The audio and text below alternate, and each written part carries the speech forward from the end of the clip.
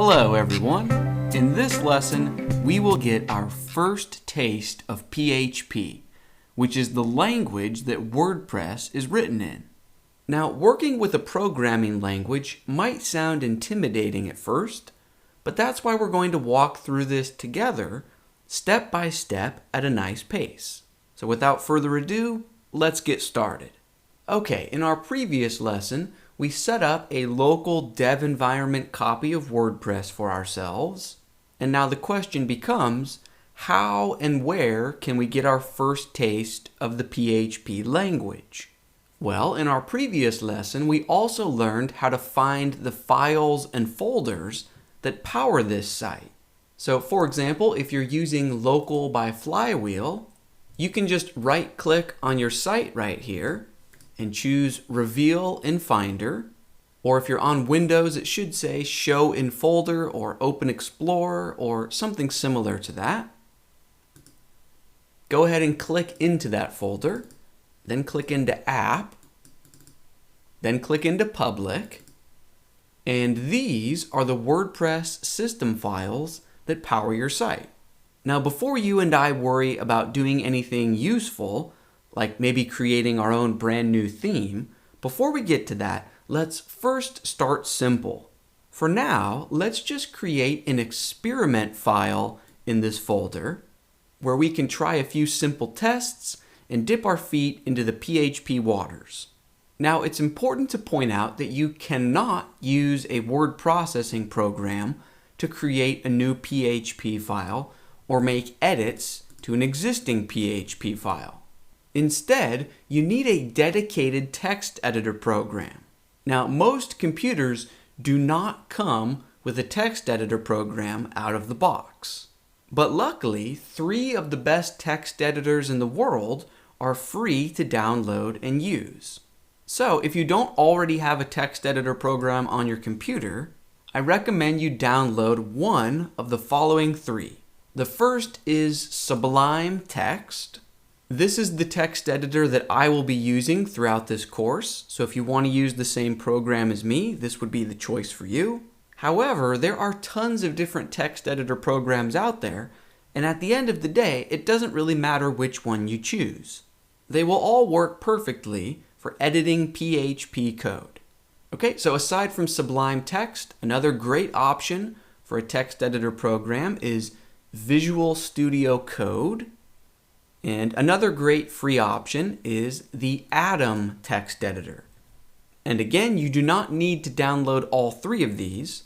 Any one of them will do the trick. So just pause the lesson right now and go ahead and download and install one of these 3 text editors. Okay, and at this point in the lesson, I will assume anyone watching now has a text editor ready to use. So go ahead and open up your text editor program. And if you don't already see an empty screen where you can begin typing, just click on File New, or if you're on Windows, you can usually just press Control-N, or if you're on Mac, you can press Command-N to get a new file. Okay, so in this blank canvas, why don't we type out, "This is a test." Okay, then let's go ahead and save this as a PHP file into our WordPress system folder. So click File Save or Control-S or Command-S, and we need to save this file into a very specific location. We want to save it into that folder where all of the WordPress system files live. So within your user account home folder, click into Local Sites, then click on the name of your site, then App, and then Public. Okay, and this is that same directory that we've already seen twice now, with the different WordPress files and folders. So let's save our new file into this folder, and the name of our new file only matters in the sense that we don't want to overwrite any of the existing WordPress files. So why don't we name our new file experiment, and this is the important part, .php. So save it as experiment.php. Cool, so now in that same folder with all of the WordPress files, if I scroll down to the bottom, there is our brand new little experiment.php. Now let's try to view this in the web browser. So back in your browser, if you visit your local dev environment copy of WordPress, right, your URL might be a bit different. If you're using Flywheel, remember you can always use the View Site button. But at the end of this URL, add on, make sure there's a / and add on experiment.php. Press enter and you can see we are viewing that brand new file that we just created. Now I want to point out that this is not how you add new pages or URLs to a WordPress website. So you would never do this in the real world on a live public website. We are only doing this for educational and testing purposes. At the end of this lesson, we are actually going to delete our experiment.php file.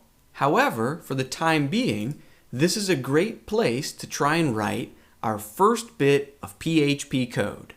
So why don't we jump back into our text editor and let's delete the "this is a test" message, and instead let's write a tiny bit of HTML so we can then see how PHP fits into the equation. So just as a test, let's create a heading level 1 HTML element and say, this page is all about Brad. And then maybe right below that, I want a less important headline that reads, all about Brad. Okay, let's save this and refresh the page. All right, so nothing too exciting here. This is just a bit of HTML, a heading level 1 and a heading level 2. But remember, we are not editing an HTML file, we are editing a PHP file. So if this is just HTML, what does PHP look like and what can it do? Well, check this out. Maybe on a new line above this code, type this out with me. Less than symbol, question mark, PHP, and then a space, and then a question mark, and then greater than symbol. So what does this code mean? Well, this first chunk that I have highlighted right now, this begins PHP mode, and this chunk ends PHP mode. Okay, so in between those, where my cursor is right now, that means we are in PHP mode.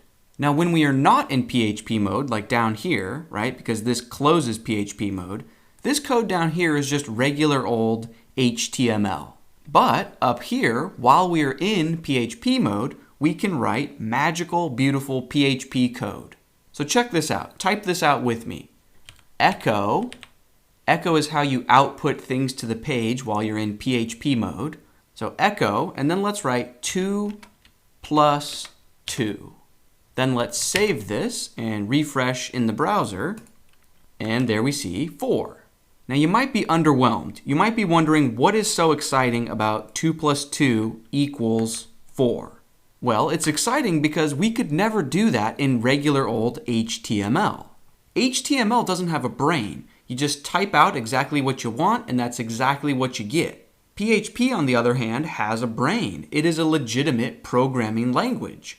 We can give it equations, we can tell it to talk to databases, we can have it resize images or send out automatic emails. We can make PHP do just about anything for us.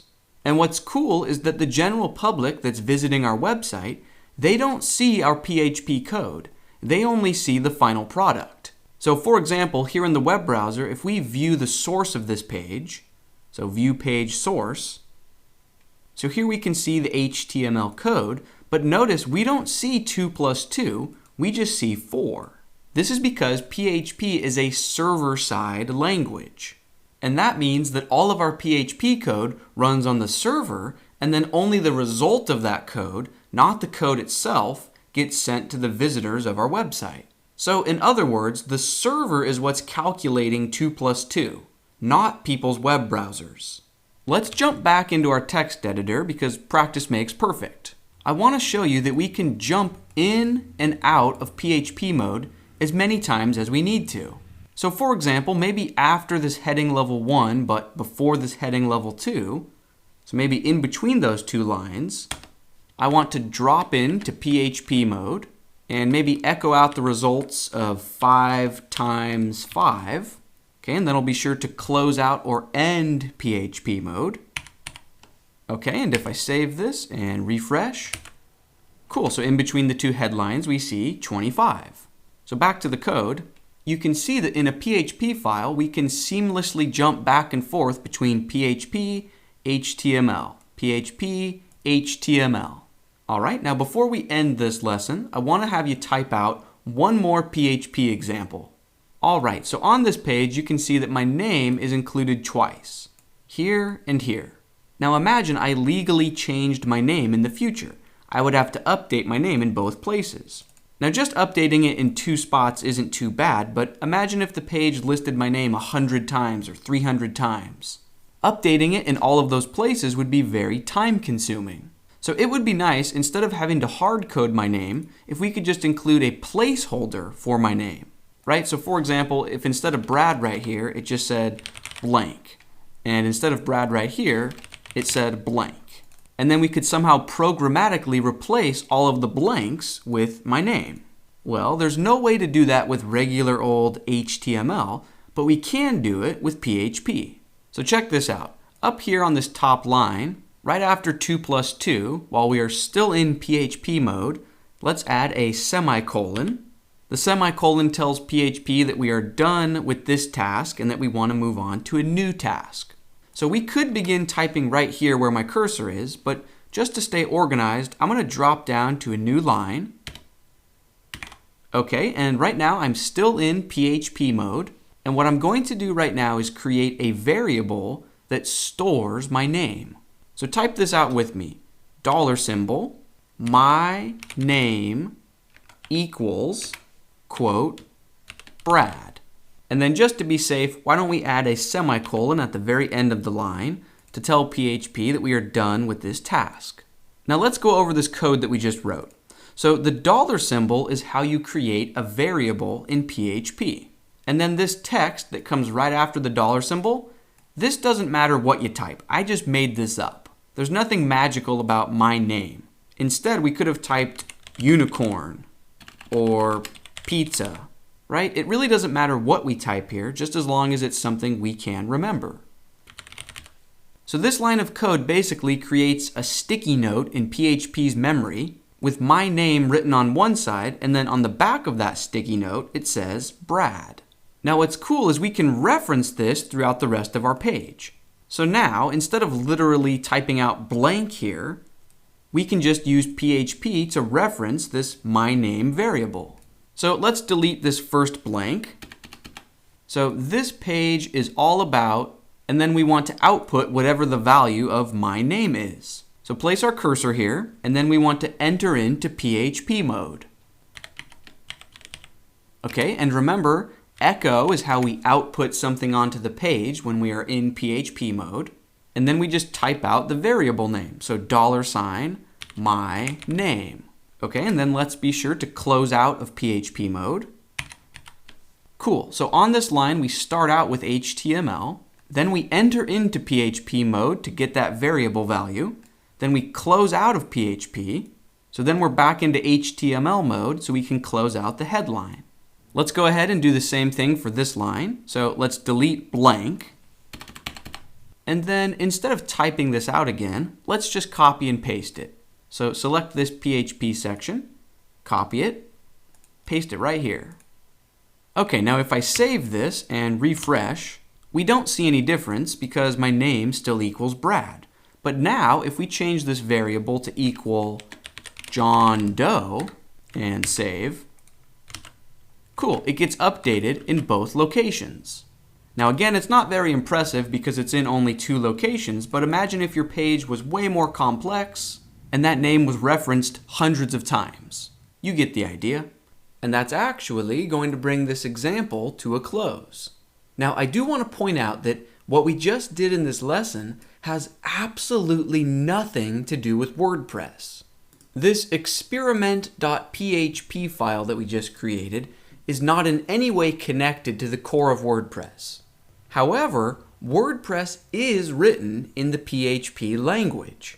And at this point in the course, you are now familiar with the basics of PHP, right? You know how to enter PHP mode. You know how to close PHP mode. you know how to create variables using the $sign, and you know how to output content to the page using echo.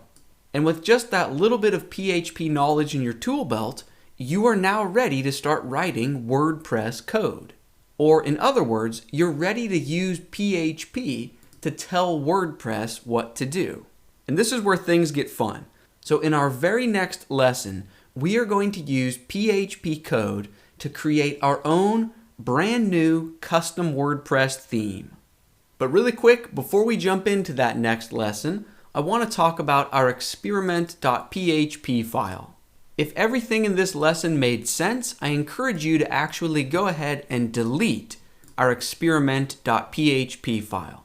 You don't need to delete it. You can keep it for reference if you'd like to. I just want to make sure that you're aware that it's not normal to have random extra files sitting in the core root folder of WordPress like this. We only did this for educational testing reasons, so I would strongly encourage you to delete this file, but it's not going to hurt anything, so if you want to keep it there for reference, that's okay. Anyways, I'm looking forward to creating a theme with you in the next lesson, so let's keep things rolling, and I will see you then.